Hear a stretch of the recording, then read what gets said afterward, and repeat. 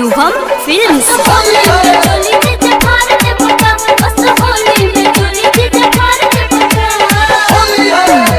Durga recording studio जय नरेश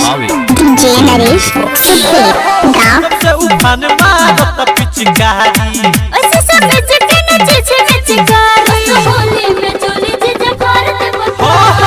जय नरेश उफान मारो त पिचकारी जय नरेश नचे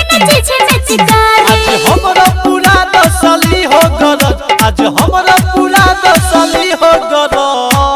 लहला है डाल है रंगवा अच्छा मुखता दौरात हो हाँ हाँ जय नरेश के मारो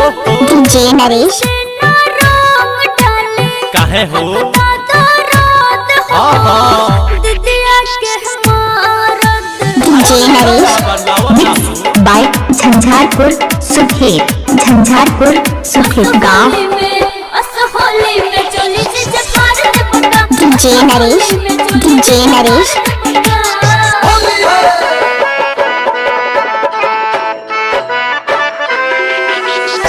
जय नरेश जय नरेश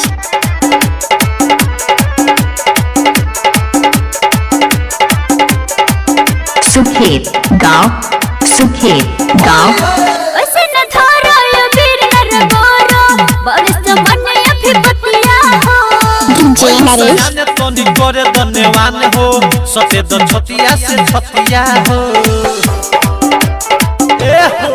जय नरेश न थारा ये वीर नर गोरो बारिश बने अभी बतिया हो हाँ हाँ भइल सयाने तोनी करे धन्यवान हो सफेद छतिया से छतिया हो मजा भरपूर ले लो ना होई हर मजा भरपूर ले लो ना होई हर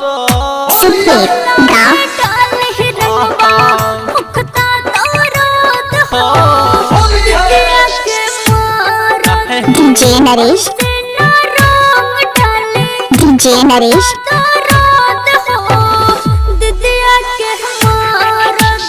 जय नरेश सुखेत गाँव होली में चोली जे जफार दे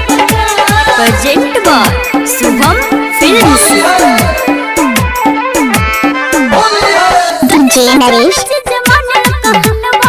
अधिक हो गइल डोज हो निरंजन निराला के रखना उपास हो आज करा दो तू भोज हो सुखेत गाँव करे जा जय नरेश अधिक हो गइल डोज हो प्रेमी रामेश्वर के रखना उपास हो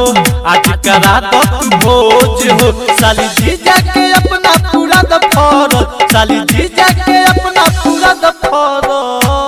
जय नरेश डाल ही रंगवा मुखता दौरात हो जय नरेश मारत जय नरेश ना रंग डाले मुखता दौरात हो दिदिया के मारत विजय नरेश बाबू सुखेत गाँव आज हमरा पूरा दसली हो गरज आज हमरा पूरा दसली हो गरज जय नरेश डाल ही रंगवा अच्छा मुखता दौरात हो हाँ हाँ दिदिया के मारत जय नरेश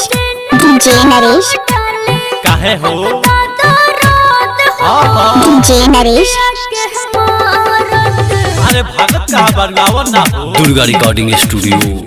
हावे गुलंबर के पास। विजय नरेश बाबू सुखेत गाँव